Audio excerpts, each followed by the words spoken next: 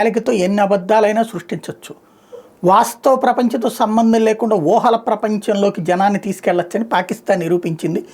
ప్రజలందరి కళ్ళ ఎదుట వాళ్ళ ఉగ్రవాద శిబిరాలు ధ్వంసమైన, ప్రజలందరి కళ్ళ ఎదుట వాళ్ళ ఎయిర్ బేసులు ధ్వంసమైన, ప్రజలందరి కళ్ళ ఎదుట వాళ్ళు సర్వనాశనమైన, అబ్బెబ్బే మనమే గెలిచాం అనేటువంటి ఒక విచిత్ర వాదనతో ప్రజల్ని మభ్యపెట్టడంతో పాటు ప్రపంచాన్ని మభ్యపెట్టాలనుకుంటోంది.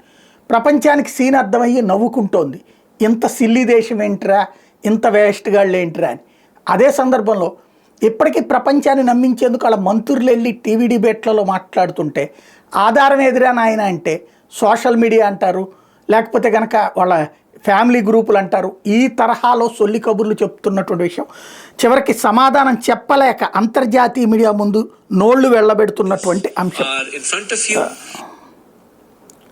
Safe havens or terrorist camps in Pakistan. You see, Pakistan's framed this as a victory moment for the country.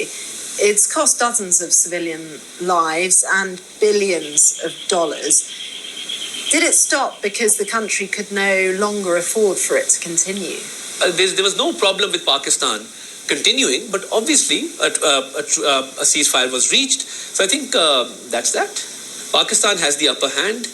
And Indian losses are in front of you. These safe havens or terrorist camps in Pakistan. మరి గెలిచినోడు నువ్వు ఎందుకని యుద్ధం continue చేయలేదు, నీ దగ్గర ఏమీ లేదని కదా అంటే ఏదో జరిగిపోయిందని చెప్పుకొచ్చాడు. అంటే వాళ్ళు ఎంత నీచ నికృష్ట వెధవలు అన్నటువంటి విషయం మరొకసారి స్పష్టమవుతుంది.